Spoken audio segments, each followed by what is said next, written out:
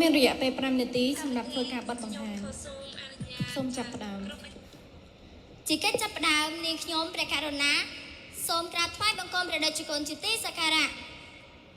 សូមគោរពដល់គណៈវិនិច្ឆ័យលោកគ្រូអ្នកគ្រូនិងអង្គវេទិកាទាំងមូលជាទីគោរពពួកយើងមកពីក្រុមកេសរារាមវិទ្យាឌីជីថលមកពីសាលាបឋមសិក្សាកេសរារាមខេត្តសៀមរាបថ្ងៃនេះពួកយើងពិតជាមានកិត្តិយសខ្លាំងណាស់ដែលបានបង្ហាញនៅគម្រោងរបស់ពួកយើងដែលមានឈ្មោះថាវិថីសុវត្ថិភាពឬ The Way of Safety គឺជាថ្នាក់សិក្សាអំពីសុវត្ថិភាពចរាចរណ៍ផ្លូវគោកពីរភាសាសម្រាប់សិស្សានុសិស្សនិងប្រជាពលរដ្ឋកម្ពុជាដោយសមាជិកក្រុមរបស់ពួកយើងមាន5នាក់គឺនាងខ្ញុំផ្ទាល់យិនដាណៃសាន់រុនអាមេរ៉ានឿនសូវណ្ណរ៉ូសាចន្ទថាកានិកានិងលីនម៉ានី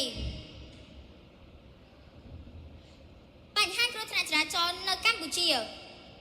រៀងរាល់ថ្ងៃសិស្សធ្វើដំណើរទៅសាលារៀនប៉ុន្តែពួកគេមិនបានយល់ដឹងអំពីរបៀបការពារខ្លួននៅលើដងវិថីនោះទេនេះគឺជាចំនួនដែលមានជនរងគ្រោះអំពីគ្រោះថ្នាក់ចរាចរណ៍នៅក្នុងឆ្នាំ2021រីឯនេះគឺជាអត្រាអ្នកស្លាប់ដែលរងគ្រោះពីគ្រោះថ្នាក់ចរាចរណ៍ខ្ពស់ជាងគេនៅតំបន់អាស៊ានដោយបញ្ហានោះគឺកា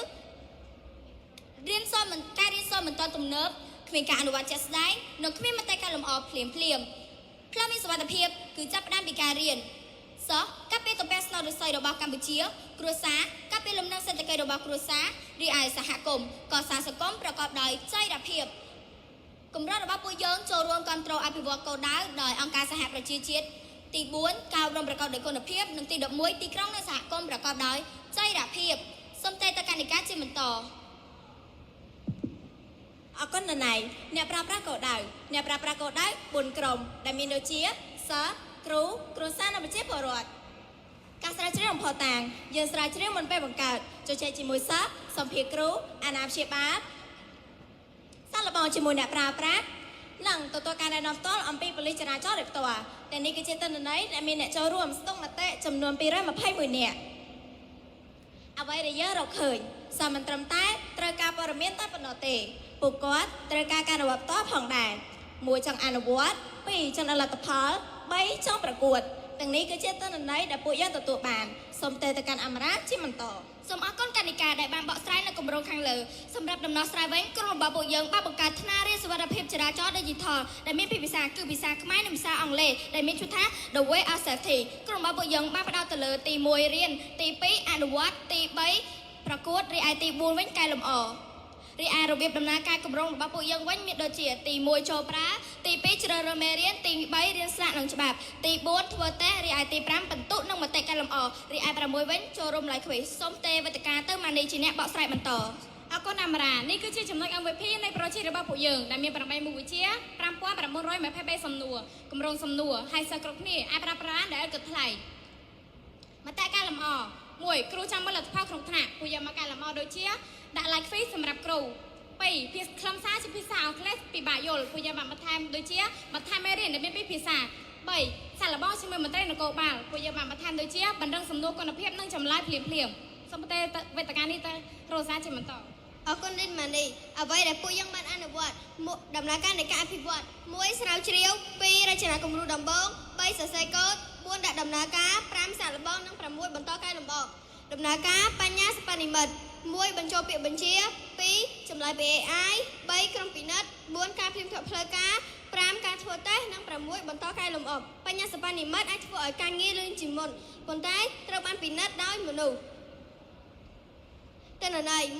1គ្រូគ្រប់គ្រង2ឯកជនភាពសិស្ស3បញ្ញាសិប្បនិម្មិតប្រកបដោយទំនួលខុសត្រូវនិង4មាតិកាផ្លូវការពួកយើងប្រៀបធៀបកម្មវិធីរបស់យើងចំនួន5ហើយប្រៀបធៀបដូចជាវេបសាយជាមួយ app ភាសាខ្មែរនិងភាសាអង់គ្លេសសំឡេងនិងរូបភាព live quiz សម្រាប់កម្ពុជារៀននៅក្នុងថ្នាក់រៀននិង free សម្រាប់សិស្សចំណុចខុសគ្នារបស់កម្មវិធីរបស់យើងមានភាសាខ្មែរនិងភាសាអង់គ្លេស live quiz និងការប្រើប្រាស់ក្នុងថ្នាក់រៀនសូមទេទៅដាណៃអរគុណរសាចំពោះបកស្រាយនៅចំណុចខាងលើចាប់ផ្ដើមពីសាលាពង្រីកទៅសហគមន៍1ចាប់ផ្ដើមពីសាលា2ផ្សព្វផ្សាយទៅសហគមន៍ដែលមានបណ្ដាញសង្គមដូចជា Facebook TikTok និង Telegram 3ពង្រីកជាមួយដៃគូ4អ្នកប្រើប្រាស់គោលដៅក្នុងឆ្នាំទី1ដែលមានសិស្សសកម្មចំនួន100នាក់ផ្លូវមានសុវត្ថិភាពព្រោះតែយើងទាំងអស់គ្នាចូលរួមសិស្សរៀនអំពីសុវត្ថិភាពចរាចរណ៍គ្រូបង្រៀនយ៉ាងសកម្មដោយមានទិន្នន័យសង្គមរួមគ្នាបង្កើតទម្លាប់ប្រើប្រាស់ផ្លូវដោយមានសុវត្ថិភាព យើងមិនអាចបញ្ឈប់បញ្ហាគ្រោះថ្នាក់ចរាចរណ៍ទាំងអស់ក្នុងរយៈពេលមួយថ្ងៃបាននោះទេប៉ុន្តែពួកយើងអាចបង្កើតទម្លាប់រៀនជាមួយគ្នាជាមួយថ្នាក់រៀនមួយដែលពាក់ព័ន្ធនឹងផ្លាកសញ្ញាចរាចរណ៍អង្គវេទិកាទាំងមូលអាច scan នៅ QR code នេះដើម្បីចូលទៅទេសសាកល្បងប្រើប្រាស់នៅគម្រោងរបស់ពួកយើងសូមអរគុណ សូមអរគុណគណៈកម្មការមានពេល5នាទីសម្រាប់ការធ្វើសួរសំណួរដល់បេក្ខជន He scanned it down.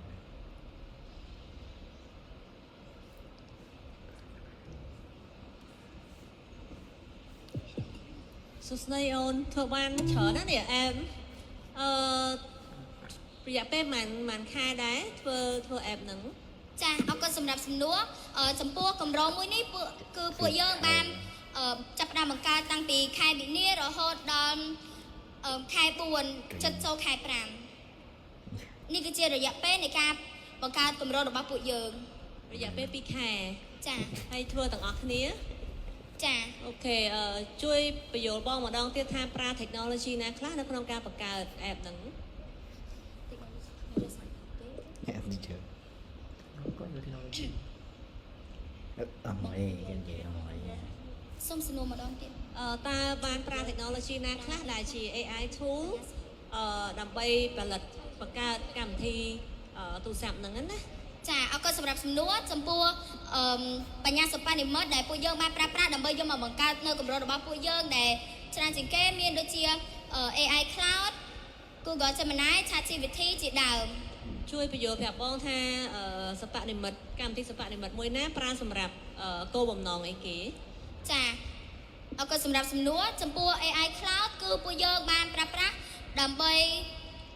ជួយនៅការសរសេរកូដរីឯ Google Gemini ពួកយើងបានប្រើប្រាស់ដើម្បីបង្កើតគំនិត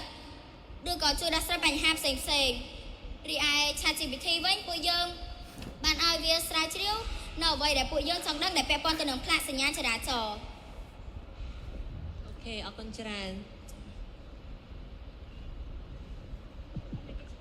បាទបងឃើញនៅក្នុង platform ហ្នឹងឃើញមានអ្នកប្រើប្រាស់100អ្នកជាងណាមកដល់ពេលនេះបាទពីច្រើនគាត់ជាអ្នកណាដែរជាសិស្សនៅសៀមរាបហ្នឹងឬក៏មានសិស្សនៅសាលាណាក្រៅសៀមរាបដែលបានចាប់ដើមប្រើដែរអូន ចាអរគុណសម្រាប់សំណួរភាគច្រើនអ្នកដែលប្រើប្រាស់គម្រោងរបស់ពួកយើងហ្នឹងគឺជាសិស្សានុសិស្សនៅក្នុងសាលាបឋមសិក្សាកេសរារាមដែលពួកគាត់បានប្រើប្រាស់គម្រោងរបស់ពួកយើងនឹងប៉ូលីសចរាចរណ៍អីដែលពួកគាត់បានប្រើប្រាស់គម្រោងរបស់ពួកយើងដែលពួកយើងបានឲ្យពួកគាត់ប្រើប្រាស់គម្រោងរបស់ពួកយើងនិងសារល្បងគម្រោងរបស់ពួកយើងតែនេះហើយគឺជាអ្នកប្រើប្រាស់គម្រោងរបស់ពួកយើងសូមអរគុណ បាទអញ្ចឹងលោកគ្រូអ្នកគ្រូនៅសាលាផ្ទាល់វិញគាត់យកអាហ្នឹងយកទៅប្រើក្នុងថ្នាក់រៀនម៉ោងរៀននេះដែរតែឬក៏មិនដែរ ចាអរគុណសម្រាប់សំណួរចំពោះលោកគ្រូអ្នកគ្រូពួកគាត់អាចយកគម្រោងរបស់ពួកយើងហ្នឹងអាចទៅប្រើនៅក្នុងថ្នាក់បាននៅក្នុងម៉ោងរៀនបានដោយសារតែគម្រោងរបស់ពួកយើងហ្នឹងអាចប្រាប់ពីផ្លាកសញ្ញាចរាចរណ៍និងច្បាប់ចរាចរណ៍ទៅកាន់សិស្សានុសិស្សដែលនៅក្នុងថ្នាក់ពួកគាត់ហ្នឹងអាចយល់ច្បាស់ហើយពួកគាត់អាចធ្វើជាប្រភេទ live quiz សម្រាប់ឲ្យសិស្សានុសិស្សពួកគាត់បានចូលលេងសប្បាយរីករាយនិងមានទំនាក់ទំនងជាមួយគ្រូជាងមុន បាទ អរគុណ Thầy.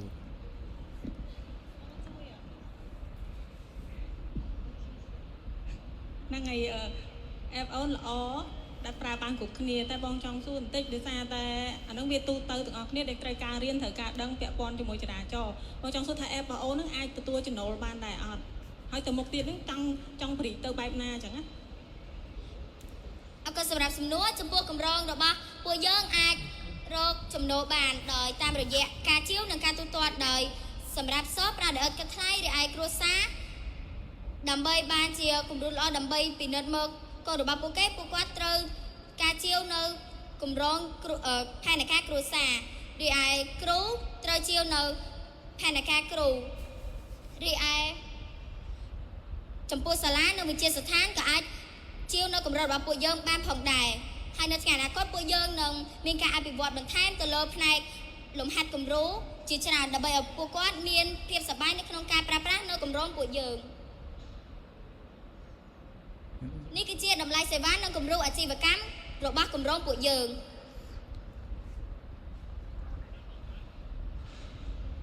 អរគុណសម្រាប់សំណួរពួកយើងរៀនថ្នាក់ទី7និងថ្នាក់ទី6